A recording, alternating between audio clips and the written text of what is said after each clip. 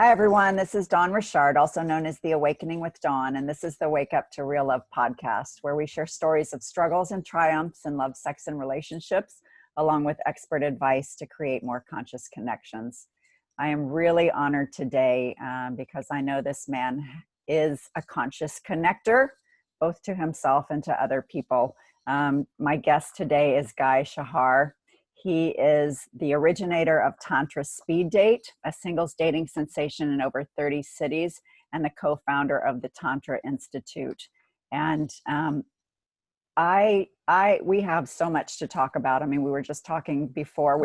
We're aligned on so many things, which is why I wanted to have you here, because I believe that the way of Tantra is really the best way to live life, fully embodied and present. Being one with yourself and one with each other. And I'm just in awe of you and the work that you do because you've been doing this for so many years, basically before it became fashionable, quote unquote. And so, I first wanted to start off. Is it fashionable now? Well, I don't know. It's become, okay. Fashionable, or maybe it's become more mainstream. I don't know. People are becoming more aware of the presence of Tantra, even though it's existed for thousands of years. But how did you even get into it? Well, that's an interesting question. As we were talking before the interview, you said that you were always sort of into it. Mm-hmm. And I kind of have the same story. I was always sort of into it. I just didn't know that it existed. Right? I was always sort of open and conscious and curious and exploring. And, then along the path, I discovered that there were other people thousands of years ago that felt the same way. Mm-hmm. Not even necessarily limited to sex, but, in terms of let's explore, let's figure out what this life is about. And particularly, how do we be present for this experience, mm-hmm. for that tiny little amount that we get to have it. So how did you start? What was your first experience with Tantra? Well, it's interesting for me because I studied primarily with the Source School of Tantra Yoga with Charles Muir. Most of my Tantra education has come from that. I've also studied many other sort of related disciplines beyond Tantra. And what's interesting is that when I was, maybe 15 or 16, I had, they had this subscription series where they would send you like a whole bunch of videos or something. You'd sign up and then they'd send you a different video every month or something like that. And so when I was picking videos, I had picked this one video that was about, sex, taking sex to making art out of sex. And I just remember the cover. And so years later, when I met Charles and started studying Tantra, sort of officially, I'd always had Tantra books and whatnot. I discovered that the video that I had bought when I was 16 was actually created by him. Oh, really? So in some sense, I'm thinking, well, I guess, he was one of my mentors before I even met him, right? Yeah. So it's interesting. And, this material, those videos, many people have created similar such videos. It's just always sort of been in the shadows. And I guess you're right. Now people are taking a little bit more of an interest in it. Mm-hmm. Society has evolved, and as you evolve, you start to have more free time to, pursue more evolved pursuits. Mm-hmm. I think because people have grown tired of feeling disconnected, both from themselves and from each other. Yeah. I mean, I think to a certain degree, it's been that way. But I think with technology, we're experiencing it right now, what they're calling the social distancing, is really kind of more of a physical, right. Body. It is a physical body distancing.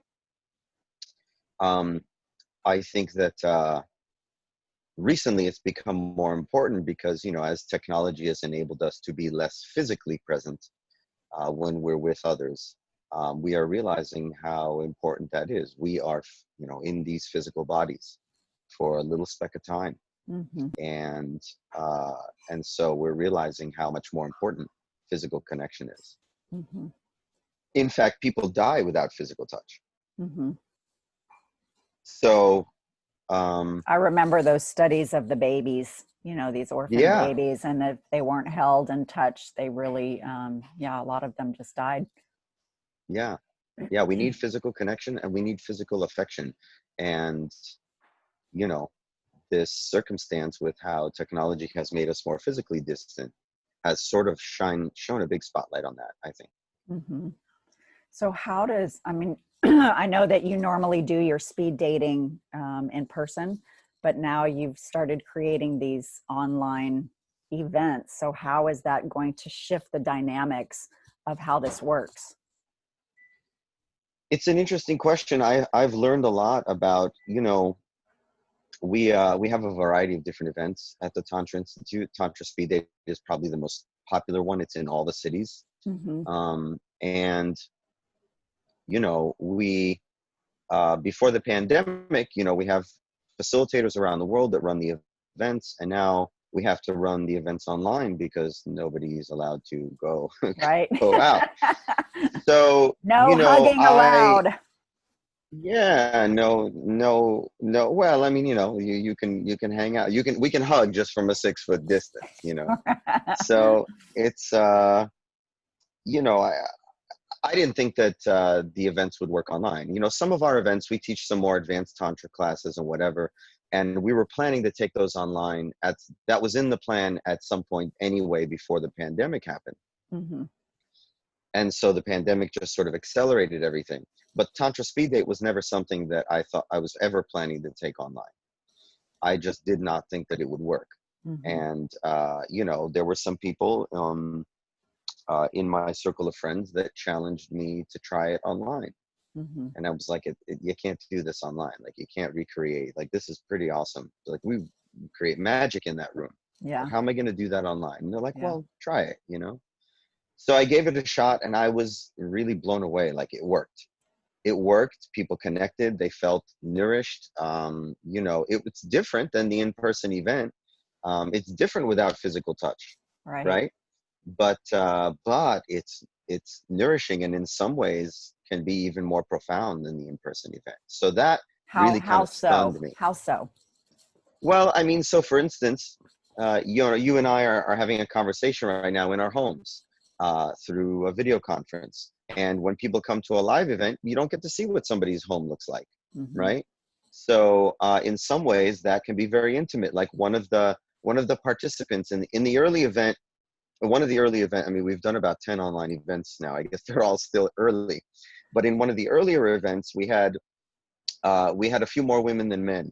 So when there was a woman in a solo station, I would go in there and do part of the exercise with her so she could get the benefit of the exercise. Mm-hmm. Because, you know, for people that don't know about Tantra Speed Date, you go on a 2 to 3 minute date with someone, but that date consists of a guided exercise. And that exercise is a way to practice a relationship skill and have fun at the same time. So Mm-hmm. in a very short amount of time, you really get to know who a person is, and you really get to know what it is to work together with that person as a team, which is really what a relationship is all about. So what kind of a team, what kind of a relationship do we potentially have here? Mm-hmm. So, so I'm like, all right, how do we do that through the video conference? So I went into one of the rooms when there was a woman in a solo station, and she was in her bedroom.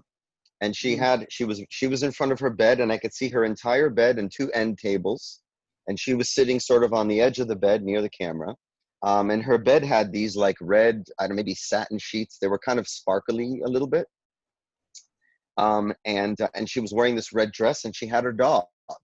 And I was just like, and it was funny because, like, you know, I'm in the main room kind of guiding everyone, and then I see, okay, there's somebody in a room by themselves. So I go to join that room, and all of a sudden I see her, and I'm like, whoa, I was just coming in here to do the exercise with you, and now I'm in your bedroom. Like, this is, whoa, you know, I didn't, well, this is, so I really got a sense of like, oh, so this is what her life is like. And, you know, she's got her dog, And you know, this is what her life is like. This is who she Uh-huh. is. Uh-huh. So in some ways, it was even more intimate. And that's what we were kind of joking about. Like, you know, I just met you. All of a sudden, I'm in your bedroom. Like this.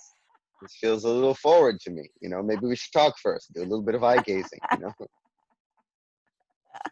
So, um, so yeah, in some ways, it creates you know, opportunities and has advantages that the in-person event doesn't have. I mean, they both have their different advantages, Uh-huh. and it's a different experience. But the really beautiful thing that that really touched my heart was that at the end of the event, people feel as fun and nourished and happy and like full of connection and liveliness as Mm-hmm. they do in the in-person event. So Mm. like the end result is the same. The sort of path to get there is a little different. That's And so I was like, awesome. wow, this actually works online. I was surprised. I made a video of it and I sent it to everyone. I'm like, this actually works. I had no idea. So, you know, you know, I didn't think it would work. I was proven wrong. So, okay, you know, but I tried it. I'm glad I did. Well, I think that's the thing about this video conferencing. It's a beautiful thing. I mean, so many people can't communicate otherwise, you know, so social media has been a great way to connect with people that otherwise you would never be able to connect with. So Yeah. I really appreciate that. I mean, actually, when I saw that last night that you were doing online speed dating, I was like, huh, well, I wonder if you would offer it to people around the country or the world potentially, not just in your particular city. I mean, I'm sure most people, you know, would prefer it in their own city, but you know, maybe there's somebody out in LA that I should meet, and I live in Chicago. Hmm. Right. Well, so that's an interesting, you know, I've had discussions about that because, you know, the event right now is in 30 cities. So if you're in LA, you can go to the LA one. If you're in New Right, York, Chicago, Denver, whatever, you know, London, Toronto, you know, we're in so many cities. And right now the events are tied to those regions because, you know, like in an in-person event, I'm not going to drive to Denver to meet women. Like right, I want to meet women where I live. right. But there's been some talk about opening it up to other places, and since we've had it online, there are people that have participated remotely. You know, just last night we had an event in New York, online event, and there was a woman from San Diego who was moving to New York or had just was planned. Yeah, she had just moved to New York, but she was in San Diego. But she wanted to meet men in New York, even though she wasn't there at that moment. Uh-huh. So we've thought about, you know, opening it up to having it be, because our online classes, you know, so there's one class that my partner Lauren and I teach together called Intro to Sexual Ecstasy. It's an introduction to Tantra class, and it really kind of focuses on desire, which is one of the core concepts that is part of our curriculum. And what that's a very popular class. So when we teach that, we go on a tour. Like we teach it in Seattle, we teach it in LA, we go to San Francisco. And what's happening now is that class is now online, and it's so much fun online. I actually don't know if we'll continue to tour with it anymore, because what's happening now is now we've got all the cities. It's a much bigger class, Right. and instead of saying this is for San Francisco and then 2 nights later we're in LA, we're just going to have one day, and it's at this time, Pacific time, and everyone who's on the West Coast or nearby can attend. And so it's broken down the regions into time zones, really. Right. You know, because obviously somebody in London, you know, is not gonna, their evening time is not coordinated with our time. Right. So, you know, it's really sort of expanded the scope of who can attend events, and certainly made it easier for us on the teaching end, because it's easier, you know, when we teach our intro to sex class, we get anywhere from like, you know, we kind of cap it at about 30 students. So usually we'll get like anywhere from 25 to sometimes 35 students or so, in every city. And so now we can have 100 students and teach at once, you Yeah. know, so it's a little bit easier on us as well. You know, I prefer the in-person ones because I like interacting with people, and I'm sort of like physical in that way. Like I'm, you know, I like to see people and be in the room with them. But it's not that different doing it through the video medium. Like You still feel people, you still see them. Yeah. You know, it's just different. Yeah. Well, and don't you think, you know, because everybody has an energy anyways. And so as long as you're aware, then you can pick up on other people's energy, you know, and that's, I mean, this is the really fascinating part of dating, I think, and any of these kind of things that, you know, when you don't know people, it's like you immediately get a sense of somebody when you meet them, you know. So Hmm. that's why I think the speed dating is so great, because you either resonate with people or you kind of don't. Hmm. And so that just, it seems like that small bit of time that you know that you have these exercises, the 2 and 3 minutes, is enough time to feel something, to feel a connection or not. Hmm. Totally. Yeah. Yeah. And that wisdom of, do I feel a connection or not? And I like that you use the word feel, because sometimes people use the word think. Mm-hmm. And I think that wisdom comes from the body. Our body tells us, Mm-hmm. you know, just like our body can sense other things that our conscious mind is not always aware of. Mm-hmm. So I love that you mentioned that. And getting in touch with your body is sort of one of the primary things that we focus on, Mm-hmm. you know, in all of our events, you know, and primarily through getting in touch with your desire. What is it that you want? Mm-hmm. And not even, you know, because we talk, you go on these speed dates and you meet people, and sometimes you feel chemistry, sometimes you don't. Sometimes chemistry is something that takes time to warm up to the surface. Uh-huh. Um, and sometimes you meet someone where you feel chemistry, but they don't match your preferences, right? They don't match the checklist that you have of what you're looking for, Uh-huh. right? And then other times you meet people that do match that checklist, but you're not feeling that chemistry, Right. right? Because that chemistry is not something that you get to choose. You don't get to choose who it is that you're attracted to. Your Yeah. your whatever it is that you desire, that's not something you really get to choose. You can choose if you act on it.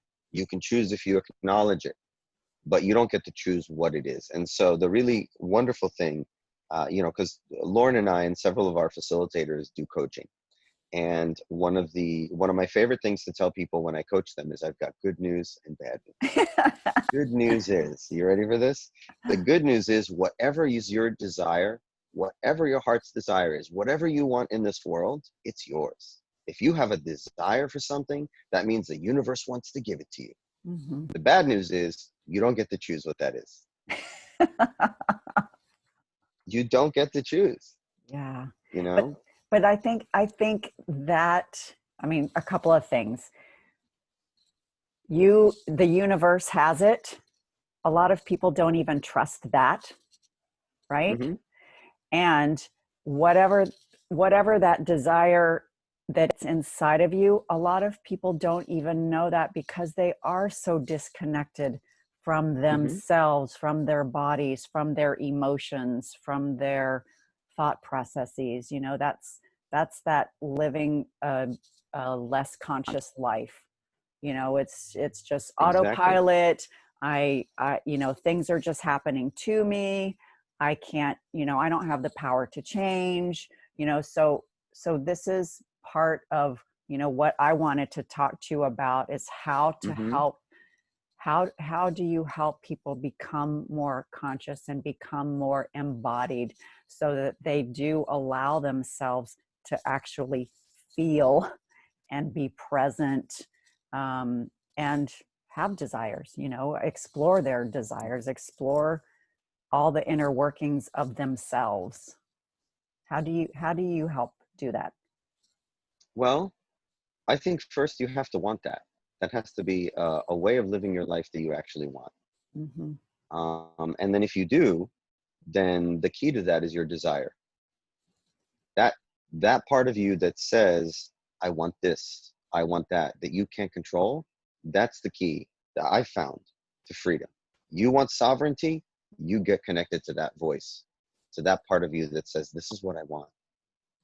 Not this part of you that says, I want this checklist, and the person has to be this tall, and they have to have this kind of job, and they have to live in this part of town, and they have to do that. Uh-huh. That's this. Yeah. You know, and that, not saying that those things aren't important. I mean, you want what you're, those are the things that you think that you want. Right. Those are the things that you think that are going to make you happy. Those are going to make your ego feel really good, right? But what is it that you actually desire? You know, what do you want? What do you really want? And I think the problem is a lot of people, we don't know what we want. And how could we know what we want? Our whole lives, people are telling us not to want the things that we want. Yeah. So, you know, this is really great, because when you look at children know what they want. Yeah. Mommy, I want that. And the mommy's like, but we can't afford that, or you can't have that yet until you eat your dinner, or, you know, whatever, which all totally makes sense. But I think one of the side effects of that sometimes, and for many people, this is what I've learned through coaching, through working with people, through hearing their stories, and also in my own life, is that, you know, we have a desire that arises from the body and it bubbles up to consciousness, right? And so if a desire bubbles up to consciousness, and as we're children, as we're forming, and somebody says, hey, that's a bad desire, you shouldn't have that. I mean, there are belief systems that tell you your own desires are bad, right? I mean, that's pretty extreme. So a desire bubbles up and it's bad. A desire bubbles up and, oh, you shouldn't have that desire. Or to a lesser extent, a desire bubbles up and it's like, not now, right? So this pattern starts to emerge in our nervous system of desires that we're really connected to bubbling up, and some sort of external authority saying, not now, no, not the time, can't have that desire now. And so what happens, our nervous system, you know, only develops in the way that we utilize it. So if a desire bubbles up and every time that happens, it gets pushed away, then eventually a desire will bubble up and the nervous system says, oh, before this even gets to I know what to do with this thing. This goes over here. And it never even comes to our conscious awareness. And then we grow up and we wonder, how come I don't know what I want? It's like, well, you've been practicing pushing away your desires your whole life. And particularly in Western culture, we operate from here. Sometimes from here, often from here, never from there. Not very often. And we don't really utilize this human animal, this gift that we've been given, this wonderful sensing, feeling organism that gives us so much amazing information, keeps us safe, notifies us of danger and fear. You know, we live up here and tend to ignore and dismiss everything that happens below the net. So, and that's cultural, you know, and different cultures, you know, every culture has their own sort of different way of managing, you know, where exactly they're living. So when you get to a place where you're so disconnected that you don't even know what you want, that's a problem, you know. And you know, right now in the world of mindfulness, in the world of Tantra, in the world of everything, consent is a big issue. Everything is about consent. Everybody's talking about consent. Is this safe? Is it safe? Is it consent? Do we have consent? And, you know, part of the trouble with that is, how can I give you consent if I don't know what I want? Yeah. If you ask me for a cup of tea and I don't know if I want a cup of tea, then I certainly, I can consent to it. I'm an autonomous human being. I can make choices and I can be 100% responsible for my choices. So I can say yes to a cup of tea, but I may not know if I actually want that tea, if I'm operating from here. This wants the tea or doesn't. And I have to listen to this. I have to listen to this body. So if I'm disconnected from it, then I don't know what I want. And then I'm not giving an informed consent. And this is why we have such an issue right now with consent, because people just don't know what they want. Well, and I also think it's a part of that consent is that, you know, as we're growing up, so not only were our desires shut down and pushed away, but our feelings about the desire were shut down and pushed away. You know, so that's the whole aspect of men have to suppress certain emotions that aren't socially acceptable to express, and women have to suppress other emotions that aren't socially acceptable to express. And so you have a bunch of people who have all of these repressed emotions that make them numb, that make them feel that make them disconnect from themselves. And so this is, this is part of why I'm showing up to do what I do, to help people unpack all of that stuff so that they can figure out, what's really going on for me. Why am I shut down? What is this reminding me of? How did I feel afraid or insecure or doubting my own judgment or desire or whatever? And it's all part of the same system, right? It's all it's all waking up to ourselves and our truth. Yeah. Yeah, it's interesting. It's a very complex thing to talk about, right? Yes. Because,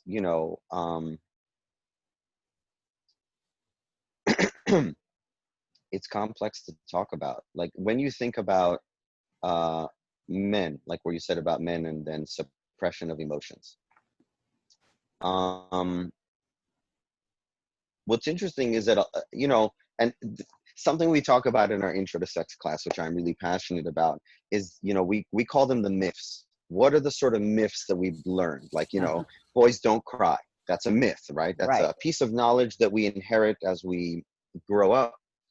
And there's a lot of these myths out there. And the really devious thing about the myths is that all of them have a truth to them. And all of them, when they were created for a positive purpose. I don't believe that any of these myths were created to fuck people up. I think they were created because there was a bigger goal, right? I mean, if you think about different belief systems that suppressed sexuality, well, there was a time where sexuality is one of the most powerful forces we have. I mean, this is the force that enables us, living beings, to create life on this planet. Yeah. This is how we create life, is with our sexual energy. Yeah. There's nothing more powerful than being able to create another life. And so that in cultures and tribes needs to be controlled or harnessed in a certain way. And so sometimes that means creating some sort of control structure and saying, well, don't do this or only do it under these circumstances. And so a lot of the myths that we have, so for instance, if we were a tribe, let me give you an example so it kind of makes some sense. If we were a tribe, then our survival back in the day is determined in great part by our numbers. If there are 10 of us in this tribe, you and me and 8 other people, and another tribe with 300 people comes in, we're toast. They could, if they wanted to, kill us, take our resources, and then they could ensure their survival, and we would cease to exist, right? So in large part, survival in those times was based on numbers. And so how do you have numbers? You procreate. You need to have lots of sex and get every single female pregnant so you can have the greatest quantity of babies, right? That would be the logical way to do it, right? And then how many females do we have? We need more females. We can make more babies, right? And then we'll have more warriors. We'll be safe, right? Amazing, all the things that have arisen out of the pursuit of safety, which as far as I'm concerned is an illusion anyway, but we can get into safety and fear if you want. It's there. We could talk for hours about that. Yeah. So you had to control how people would breed and aim it towards, what's going to do the best for society, right? Like just now on TV, Governor Cuomo was talking about, you can't think about yourself. You have to think about your actions and how they affect your family, your neighborhood, all of society. And that's why we should continue to stay indoors, right? The social distancing. So, we're not getting too off track. No, we're not. Right. Okay.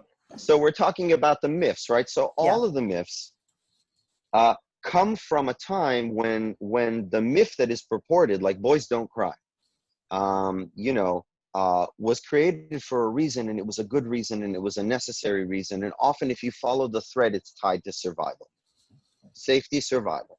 Right. So don't cry because you need to go out for the hunt. Correct. Or you have to go out for war. So it's not that men should not suppress their emotions, and it's not that men should suppress their emotions, but you have to think of the context. If we're all going to war right now, me and my buddies, and we're the men and we're going to war, and you're staying home because the men are going to fight, the women are not going to war, right? Mm-hmm.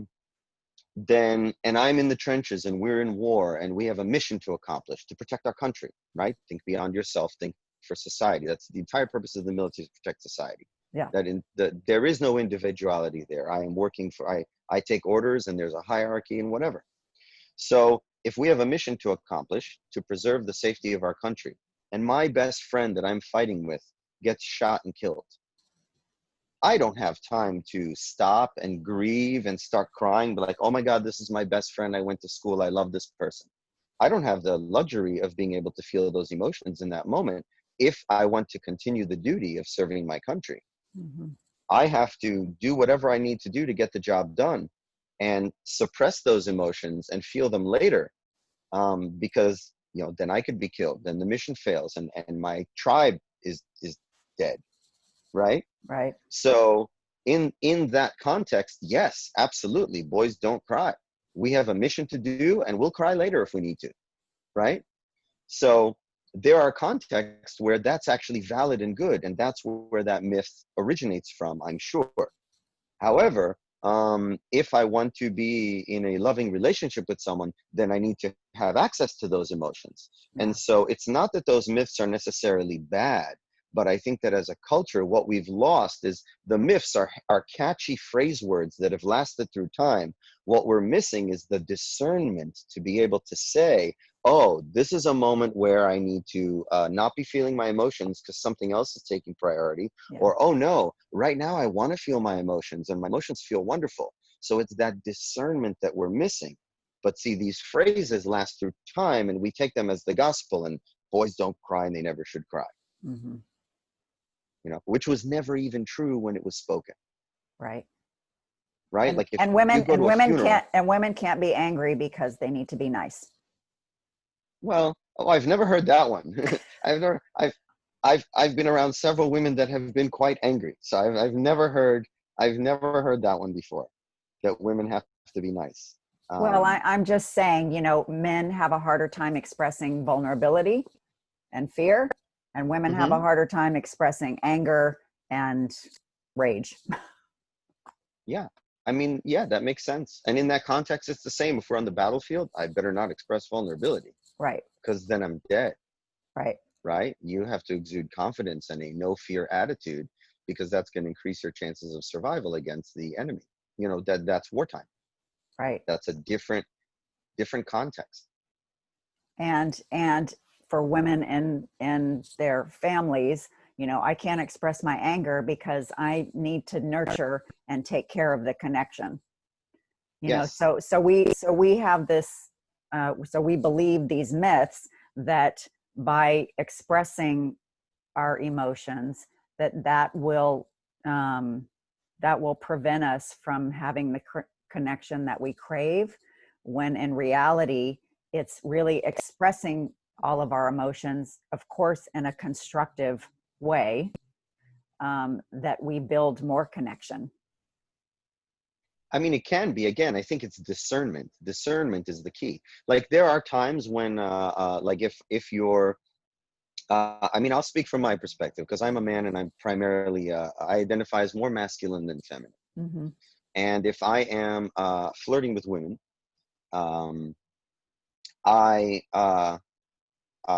there are, you know, there are moments where you don't want to be too vulnerable too soon. Right. Right? That would actually kill the chemistry and kill the tension, and then we're not having a fun, flirty time. So there are times where I have to marshal my emotions. And then there are times where, yes, it's important to be open and vulnerable and share. And it's sort of like, how do we discern how we should be? Mm-hmm. You know, like, is this a time for that? Is this not a time for that? Mm-hmm. And then how does that get expressed? Right? Yeah. So it's really discernment. You know, it's not the myth, you know, that I could show you plenty of ways. You give me any myth, I'll tell you, well, it actually makes sense here, but it doesn't make sense here. That's true for everything. But we have to be able to know how it works, and not just like take it as a you know, sort of black and white thing where it's like, nope, this is the way it is. It's my way or the highway. I'm never, ever, ever going to express emotion. Like, you know, those kinds of blanket decisions don't serve us. We need to, there has to be a process of feeling into what is appropriate in that moment. Well, and that's, I think that's the whole thing, that when you show up to relationships, whether it's a partnership Mm-hmm. or a friendship or whatever, it's really staying present with what's going on and having conversations about it, you know, having curiosity, uh, and asking questions, you know, about the other person's perspective and experience, so that you can develop some compassion and understanding, you know, both for them and for yourself. It's this, you know, it's this symbiotic relationship, this ebb and flow of energy of Yeah. both giving and receiving. Yeah, I think you hit the nail on the head there about being present, Mm-hmm. because how else are you going to know what's Mm-hmm. appropriate if you're not really paying attention? Mm-hmm. You know, it reminds me of, there was a time that I was in I was in a kitchen with a woman that I was in relationship with a lover of mine, and she was cooking and she was angry about something, and we were kind of talking, and it kind of felt like it was turning into an argument, and then it kind of did turn into an argument, and and I don't even think she was necessarily angry about me, but she was angry at me, even though I don't think it was anger that was for me, you know, Yeah. like it was Yeah. something else was Yeah. going on. But she was cooking and she was angry, and you know, the you know, flames are coming from the stove, and she had a knife in her hand, was cutting stuff. And she turns around, and she just had such anger, and she had the knife in her hand.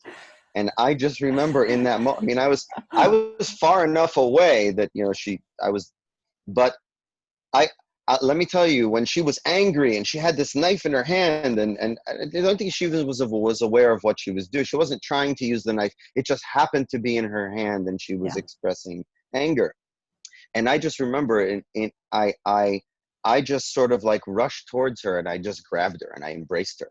Mm. And you know, what was it in me that knew that that was going to be safe to do? You know, Mm-hmm. because you know, maybe when somebody's that angry, you should run. You know, Like John Bobbitt.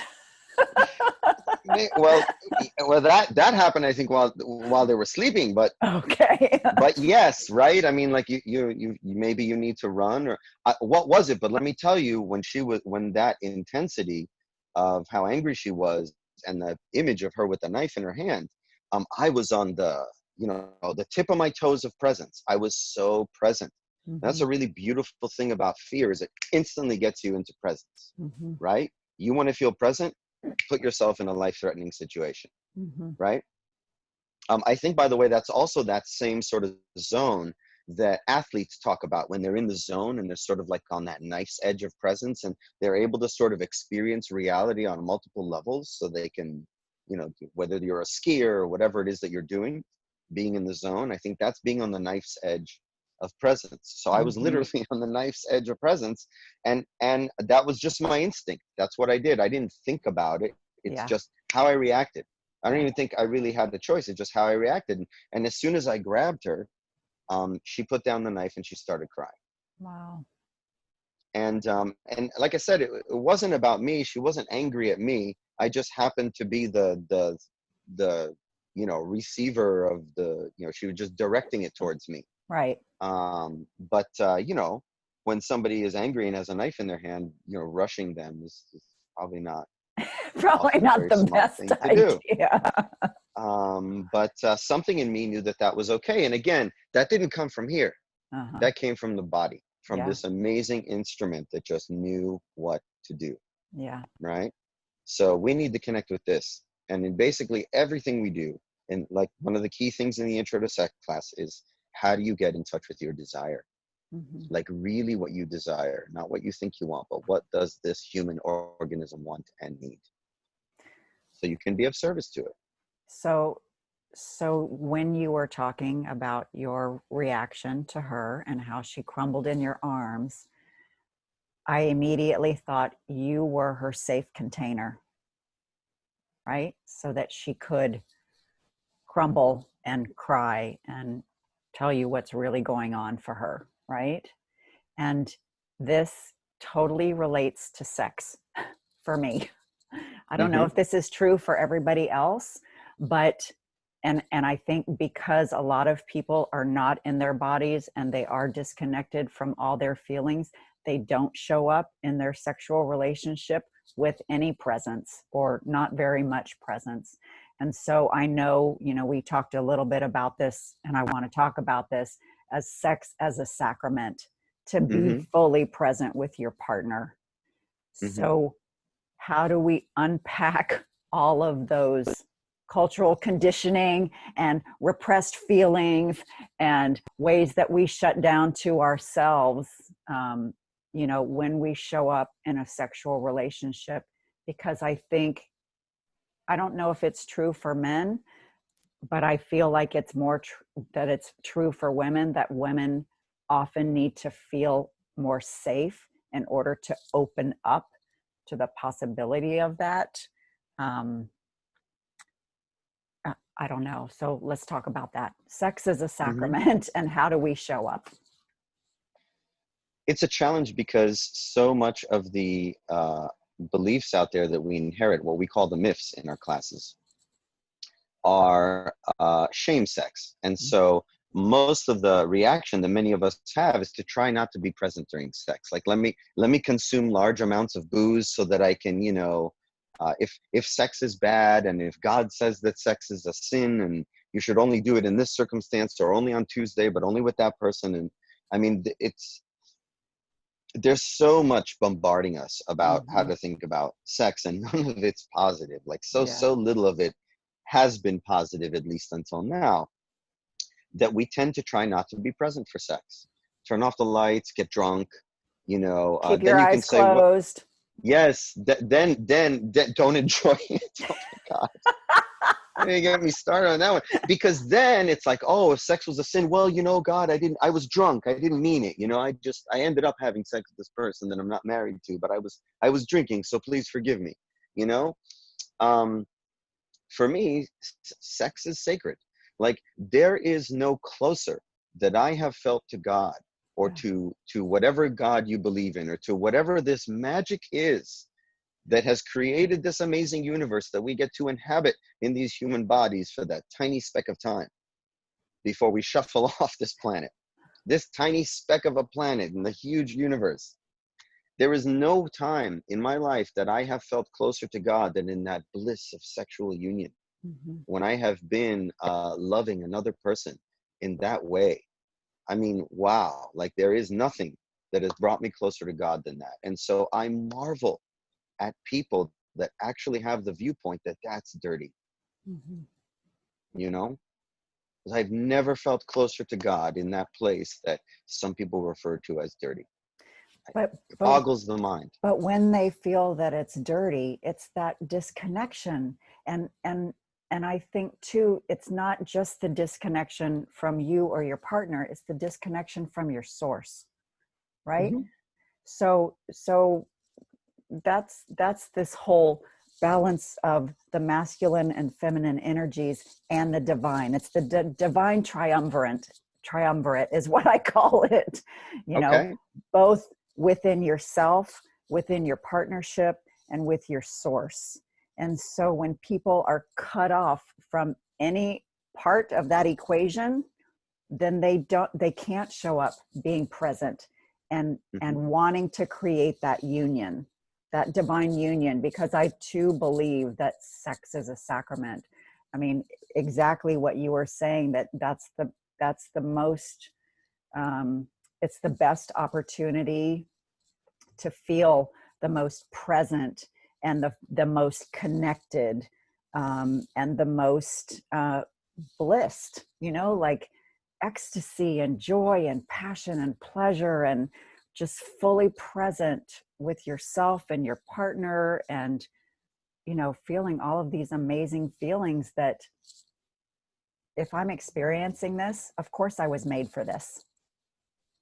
And it was made Yeah. for me. It was made for me.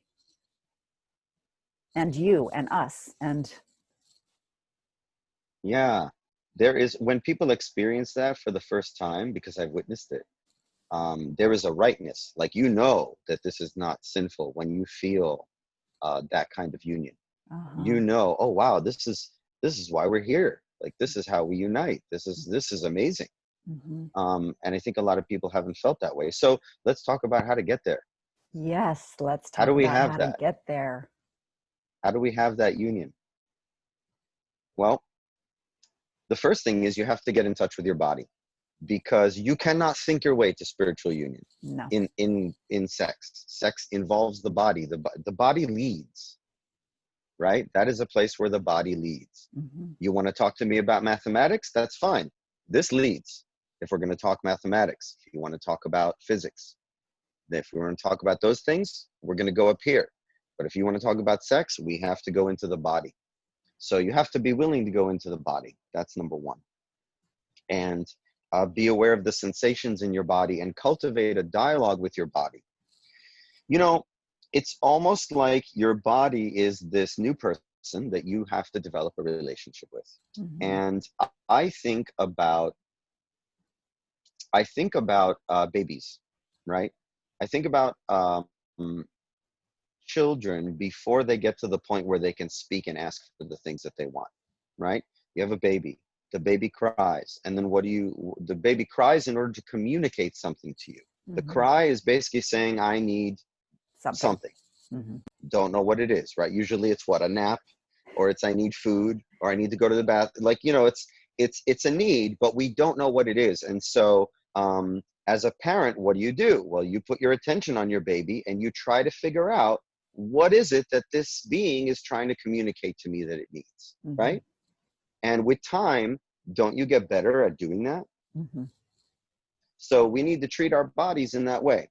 I mean, that's what disease is. That's what pain is. Those are all ways for the body to express, hey, I'm giving you this pain because something's not right here and I need you to pay attention to it, right? That is not dissimilar to a baby crying. It's like, all right, well, I have this pain. I need to figure out what it is. So you have to develop a relationship with your body. And well, let's do it now, right? So if you sit up and you touch your heart and you touch your belly, and you just breathe for a moment and you just feel your body.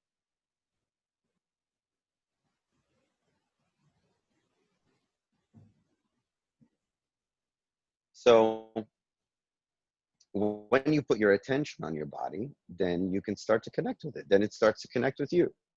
Like, I put my attention on my body, and my body, I have a good relationship with my body. I've cultivated that. You know, we're not taught to have this. Right. So I've cultivated a good relationship with my body. So when I touch my body, it's present. It shows up right away for me, right? Other people, particularly if you've had a body-based trauma, when you touch your body or when other people touch your body, it might actually go away from you, right? And so everybody's relationship with their body is different, but you have to connect with your body. And so, okay, so let's say that I was working with someone and they had some trauma and their body response was, when I touch myself, I go away, right? Well, I would say, all right, well, you know, just sort of keep your hands still and just sort of let your body know, hey, you know, it's safe. And it's okay if you want to go away. I understand why you want to go away. And I'm just going to hold my hands here and send you love. And if you want to come back at any point, I welcome you. If not, you can totally hang out over there, but I want you to know that I'm here for you. And then you breathe. See, you know, my body already has a good relationship with me, but when I say that, even my body's like, ooh, that sounds good. I like this guy. I like this. This is good. Thank you for touching me in this way, my body says. It's like, yeah, I'll meet you. So then I feel my body come closer to my hands. You know, I feel more presence in my body. You know, my body right now is telling me that it feels good. It's very glad that I went for a walk earlier today. It's like, thank you for taking me for a walk, right? It's almost like you're dialoguing with a pet or with a child, or, you know, that's what it's like for me. I'm like, I'm listening. What does this human organism want, Mm-hmm. right? And right now it's telling me really enjoyed that walk. Great, wonderful. And it feels good. It's well fed. I have plenty of water, so my body feels really good. You know, it's like, hey, let's do stuff. I'm ready. I'm with you. My body's saying all my needs are taken care of. You know, I think it would like a little bit more water with a little bit less lemon in it. But see, I have that relationship with my body where I can tell and I can talk to it in that way, right? If you've never done this before, you have to start simple. So you might say, all right, how do I start simple? Start with basic sensation that you can feel. Like maybe your body doesn't talk to you in the way that mine talks to me, because we've developed a vocabulary. I've cultivated that. So you say, all right, well, let me start by talking about, by noticing what I feel. So I touch my body. And one thing that you can notice is, well, what is the temperature that I feel? Right? So when I work with people, sometimes I have to guide them and ask them questions, because often when somebody's not used to feeling, they'll touch themselves and I'll say, what are you feeling? And they'll say nothing. Nothing. And I'll be like, well, you know, that's not necessarily true, right? So when you touch your body right now, what do you feel? I feel peace. I feel this warm, just presence. And yeah, I mean, it helps being with you. You have a very calming presence anyways. Yeah. Yeah. So you feel peace and you feel warm, right? And warm, where do you feel warm? Is there a particular place you feel warm? I feel warm right where my hand's touching in my chest, and down down in my belly. Great. So okay. And what does the texture of your what can you feel with your hands? What does the texture of your skin or your clothing feel like under your hands? Well, I feel my the sweater that I'm wearing is soft, so part of my fingers are touching the softness, and then I feel the warmth of my chest and my ribs. I feel my breast cage, my rib cage, and then on my belly, I feel both my pants that are sort of smooth, as well as the softness of my sweater. And how present in your body do you feel right now? 100%. Okay, that didn't take long. Yeah. See, so you're always feeling something. I'm feeling temperature. I'm feeling texture. I'm feeling the pressure of my hand on my chest. Right. And so part of how you learn to have a greater dialogue with your body is to acknowledge the things that you feel. Because if I start off saying I feel nothing, then you don't actually feel nothing. It just might be that you have an expectation of what you should be feeling and you're not feeling that. So you're saying, well, I feel nothing. Right. Like if I'm expecting to feel fireworks and I'm not feeling them, I might say I'm feeling nothing. But if I actually say, okay, what am I feeling? Then we can start to have a dialogue. So that would be a good step in starting to feel and understand your body. Now, one of the other things that we'll do in our workshop is we have a game that we call the desire game. And there are many stages to the game, but the idea is to develop a connection to what your body desires. And the desire game basically works like this. You can do it with yourself, or you can do it with a partner.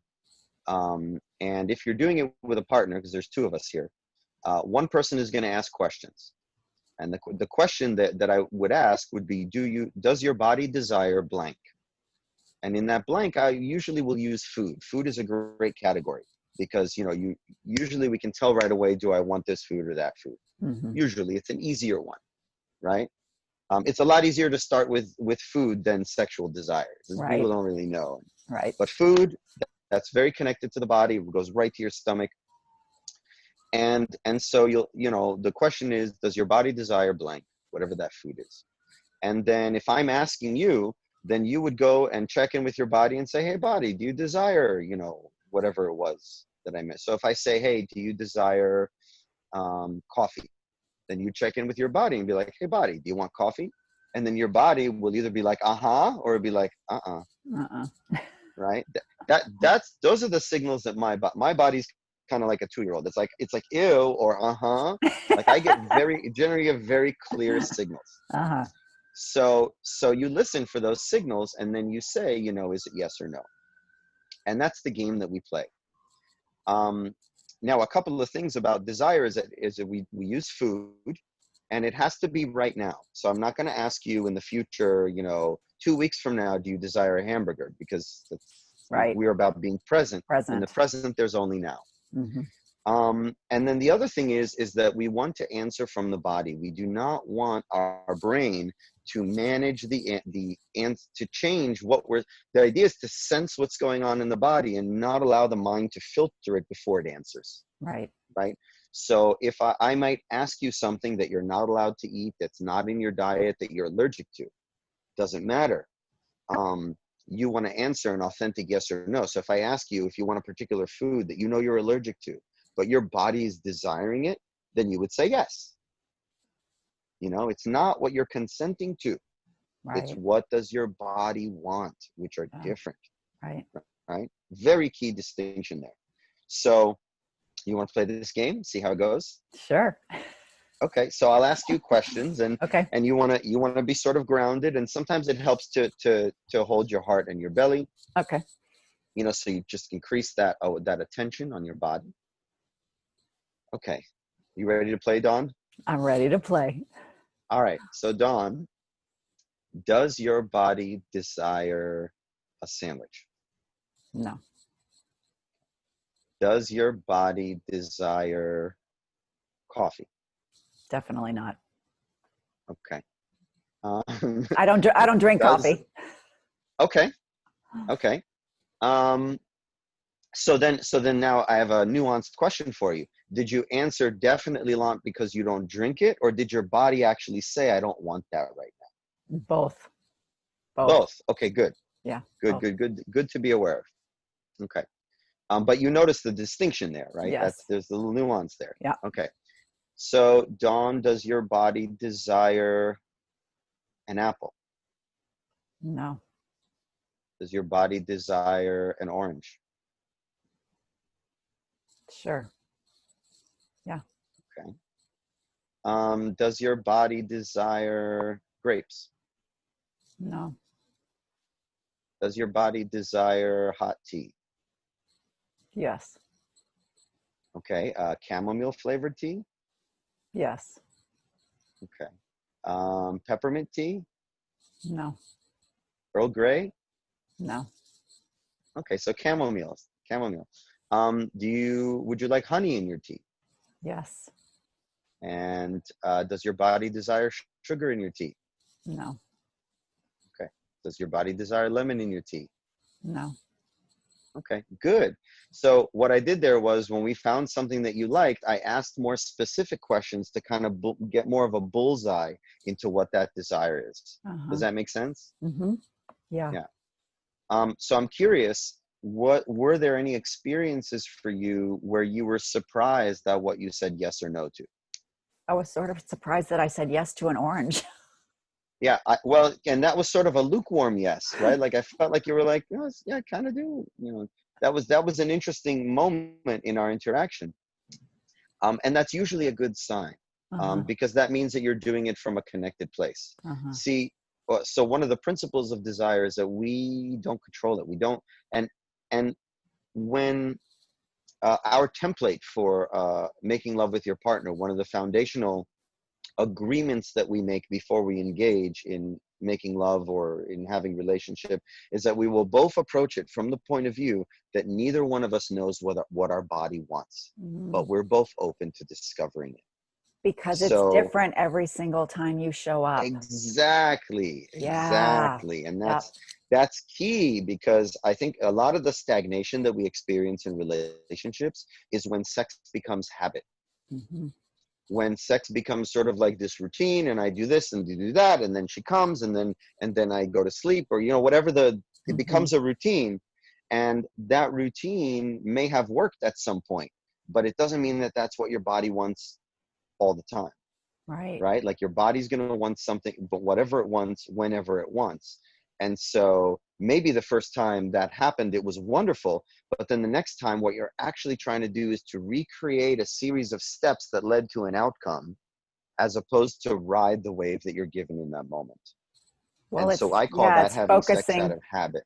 Yeah, focusing on the outcome and really Yes. just being in your head as opposed to being in your body and your heart, Yes. soul. Yes. 100%. And then it makes everything stagnate. And then sex is boring. And then you start looking for, how do we spice it up, right? How do we spice it up? Guy, what's the next tip you can give me to help spice up our sex life? And it's like, well, I have a treasure chest full of techniques and tips that will do you absolutely no good if you can't be present, Yeah. if you can't follow the flow of what your body is desiring, Yeah. right? Yeah. That's what we mean about being present. Yeah. Yeah, Is, it's not about hitting redial and trying to get that same person to answer. It's the phone number changes every time. You have to discover it. yeah. I mean, So we I find that, sorry, go ahead. no, I was just going to say, because a lot of people think more about their performance or their outcome. It's very goal oriented, very linear. And, Hmm. I think presence is really being open to, like you said, sort of all the waves and the flows and the, ups and downs and ins and outs. Um, just being where you are. It's okay being where you are, wherever that is. Hmm.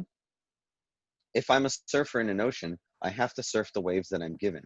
You Uh-huh. know, I can't tell the ocean, listen, I want you to give me this wave and then this wave and then this wave, and then I'm going to show you how I can surf them. Like that's not how it works. Which is You how know, most people orchestrate sex. yeah, it's sex is not a piece of classical music, it's a jazz solo. It's going to be different every time. Uh-huh. When I was very young, I was a musician for a time, and I'd always been in the choir, and I played classical piano.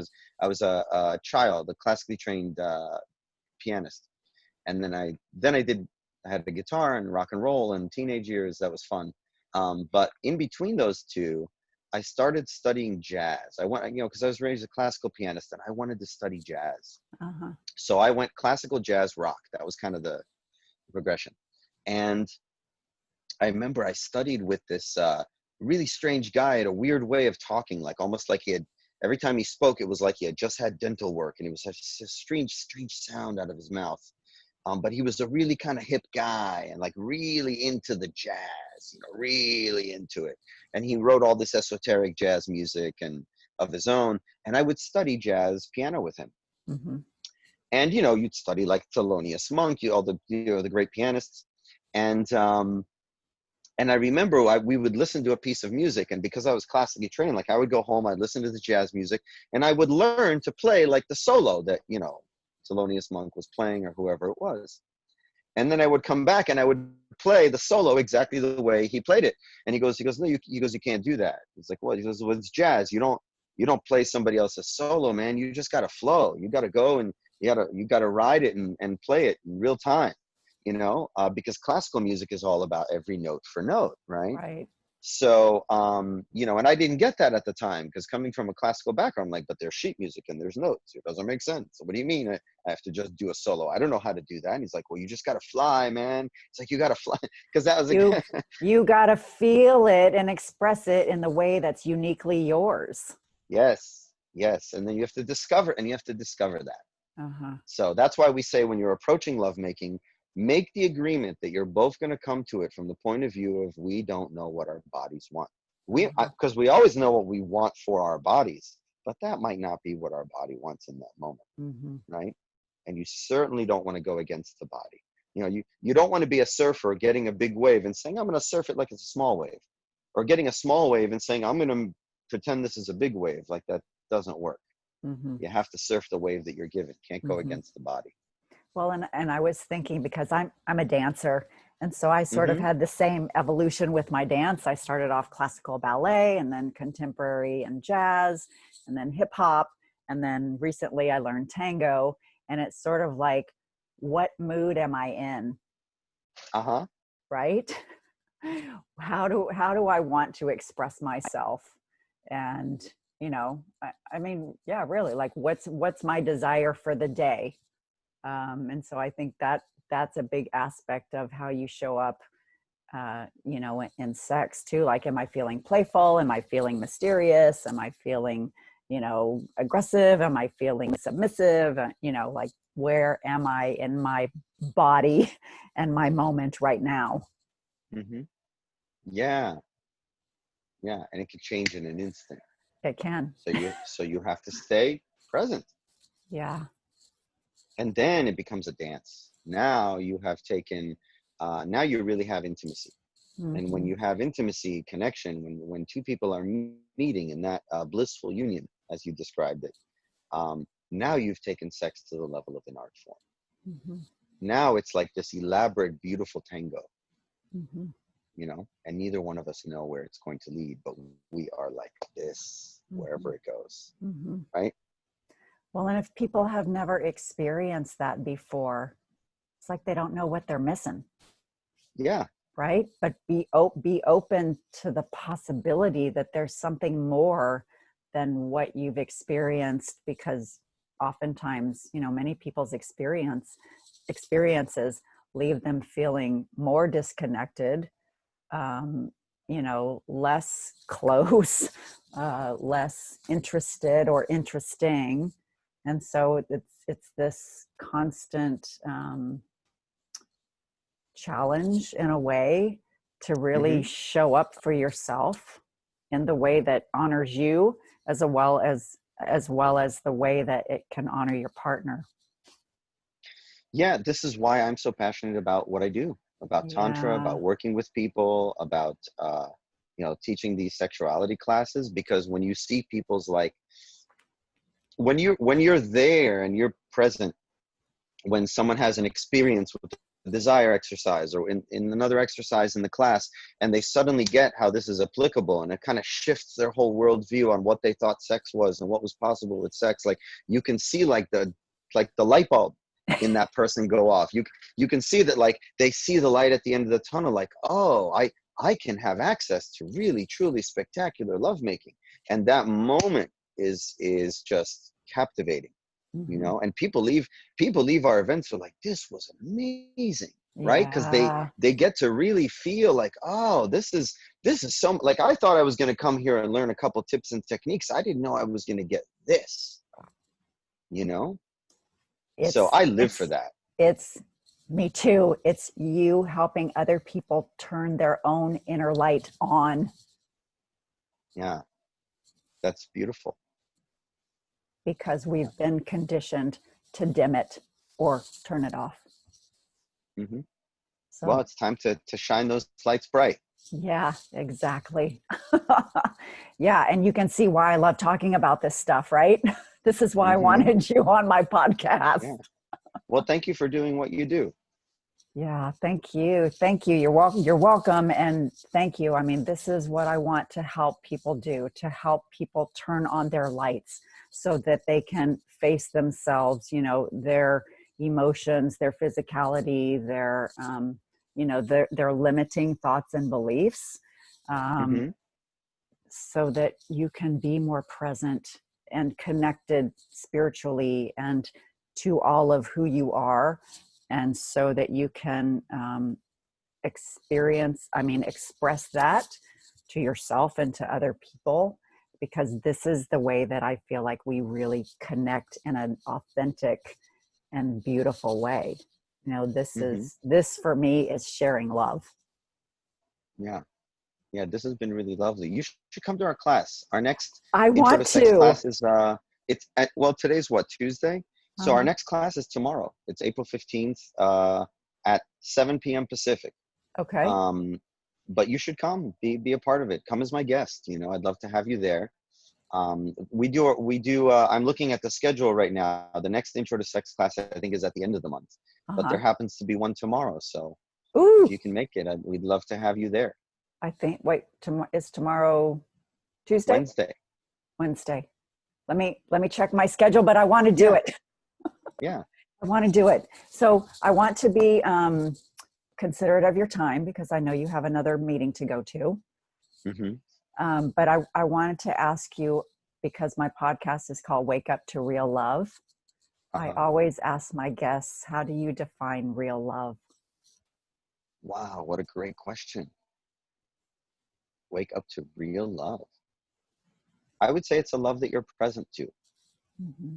You know, it's funny, you know, that so I'll tell you this, you know, we talk a lot about being in love and having love for someone, and it occurred to me recently that we talk about love as something that we feel, something that exists. I love this person, I have love for that person, and that's true.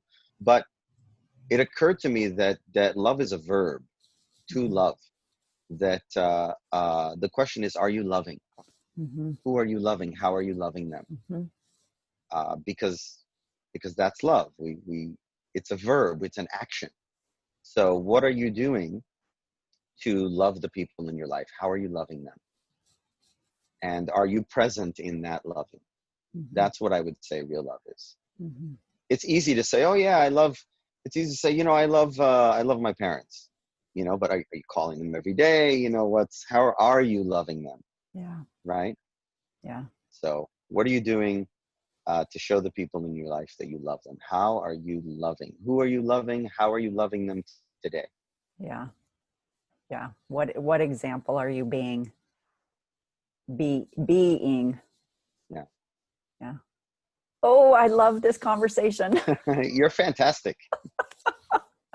Thank you. Oh, I think we should have some more of these conversations. Let's have more. Let's have more.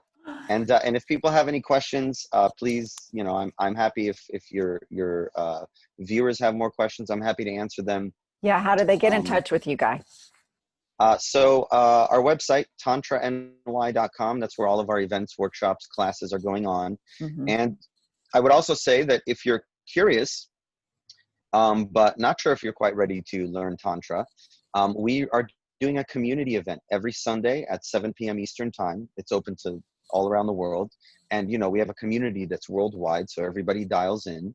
And it's just a way to connect. And we started doing it when the pandemic began as a way to create connection and nourishment. And people connect, talk about what's going on around them, share with other people. We feel good. Lauren leads some movement. We have some music. It's become really such a fun way to just connect with people. And it's a free or donation-based event. So you can just sign up, come on down, meet us, see what we're like. And this is online, right? All online, yeah. Yeah, cool. All the events right now are online. Yeah. So it's called our Community Gather and Play. And that's also, you'll see it on our website, tantrany.com. Come join us, get to know us. We'd love to get to know you. Bring questions if you have questions. And we'll connect and have fun. Awesome. And have more conversations like this. Awesome. I will be there Sunday too. Awesome. So thank you. This has been an amazing conversation. And for my listeners, of course, you know, all of these conversations for me are really inspiring. And I hope to inspire my listeners to become more present in their own lives and, you know, really figure out ways to be more loving and honoring of themselves so that they can honor and love other people. So please, if you enjoyed this conversation, subscribe to the Wake Up to Real Love podcast and share with all of your friends. And if anyone wants to work with me, I sort of specialize in helping people overcome heartbreak as a result of my own experience, and both personally and professionally, because I want to help normalize people's struggles and help people figure out ways to eliminate all of those blocks emotionally, physically, spiritually, intellectually, so that people can create more real love in their lives. So find me on Facebook and Instagram at The Awakening with Dawn, and subscribe to the Wake Up to Real Love podcast.